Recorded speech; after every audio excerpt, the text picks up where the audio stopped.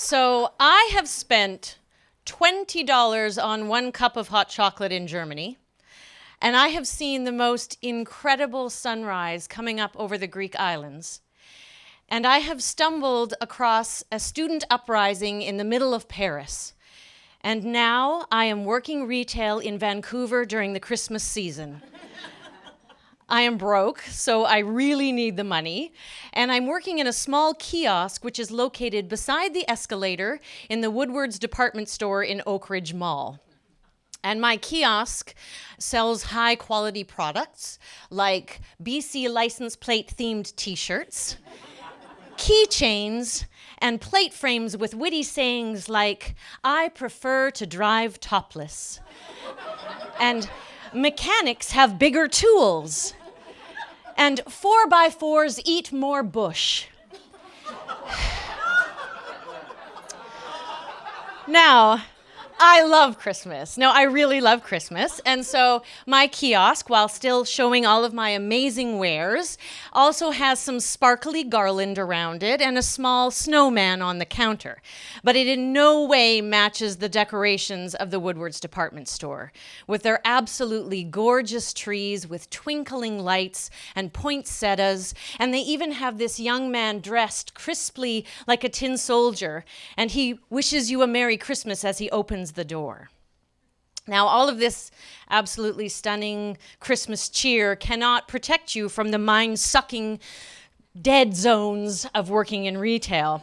Now, you get these kind of busy times in the morning, and then there's another rush in the evening, and you can look forward to that. And now that we have midnight hours now, you can look forward to that multiple times throughout the day. And so my legs are absolutely aching and my mind is absolutely cramping from having this conversation over and over again. $4.99, I can put whatever you want on there. Oh, $19.99, I'll throw in a keychain if you'd like to put Bob right on the front of that. So I am really tired of the not very merry gentlemen and the Martha Stewart wannabes who are crossing things madly off their list.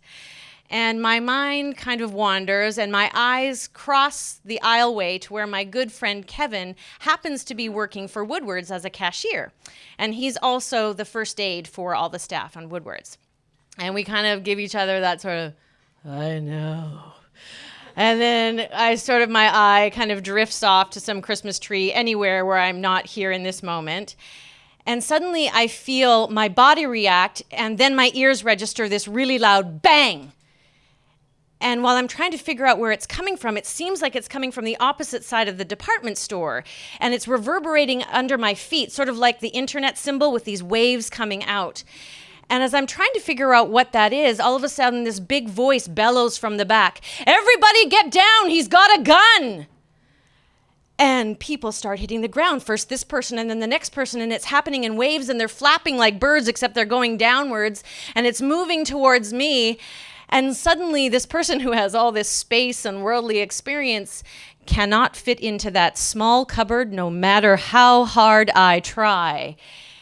And I'm trying to figure out what to do. And this is about 2 weeks after 14 women have been killed at École Polytech. So I kind of know this could get really bad. But just as this goes through my mind, I look to the escalator and there's all these people coming down with all of their packages, and they're kind of curled up like chickens, and when they get to the bottom, they're kind of rolling onto each other because there's nowhere to go because they're trying to stay crouched. And as I try to figure out, okay, well, what could I do to help there?